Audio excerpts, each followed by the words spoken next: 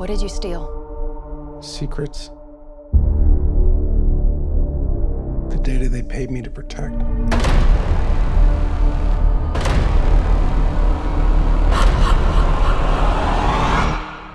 No. J'ai toujours adoré les films de Steven Spielberg, qu'il s'agisse de la saga Indiana Jones, du cycle extraterrestre, de la liste de Schindler ou des Fabelmans. Mais je dois dire que son 34e long métrage, Disclosure Day, m'a laissé assez perplexe.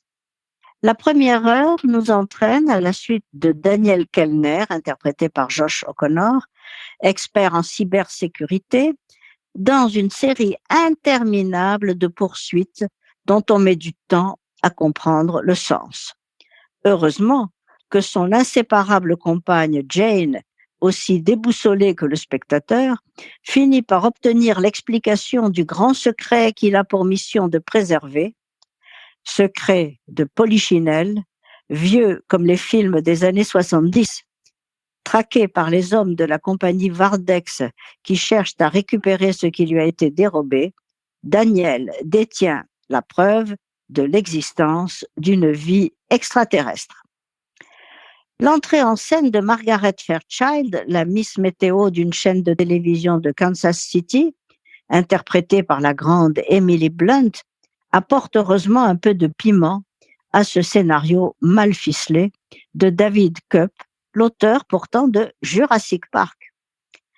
Eh bien, l'histoire pourrait bien être la suite logique et chronologique de Rencontres du troisième type. À distance, Daniel et Margaret font les mêmes expériences d'états modifiés de conscience qu'on appelle mystiques quand il s'agit de religion. La religion est d'ailleurs omniprésente dans le film, qui pose la question de savoir ce que serait l'existence de Dieu si d'autres univers que le nôtre étaient avérés. Disclosure peut se traduire par dévoilement, divulgation ou apocalypse, puisqu'il dévoile de vieux secrets d'État qui soulèvent des questions à la fois politiques, morales et métaphysiques.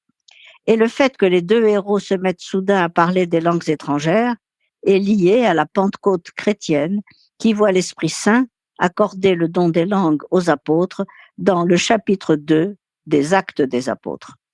La révélation de la bonne nouvelle finira par se faire in extremis, mais elle est tellement préparée et attendue que les étapes qui y conduisent sont plus intéressantes qu'elle. La lutte entre le méchant Noah Scanlon, curieusement incarné par Colin Firth, et son ex-collègue chez Vardex, Hugo Wakefield, Coleman Domingo, est motivée par le fait que le premier estime que le monde se porte déjà assez mal ainsi sans qu'on ait besoin d'inquiéter la population avec des histoires d'ovnis. Le second juge que les gens ont le droit d'être informés de la vie extraterrestre autant que du travail de Vardex qui vise à s'approprier leur technologie.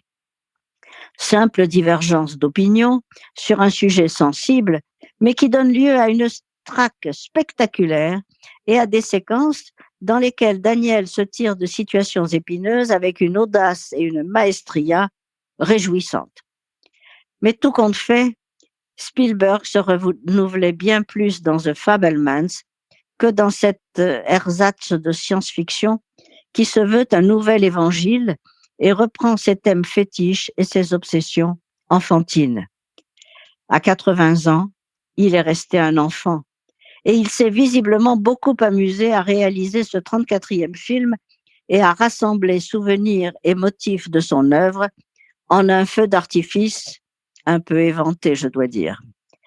Plus que nous, en tout cas, à le regarder malheureusement, ce qui ne l'empêchera pas de connaître le succès, car pour les fans dont je suis, un Spielberg est un must absolu et on pardonne tout au cinéaste qui nous a si souvent transportés.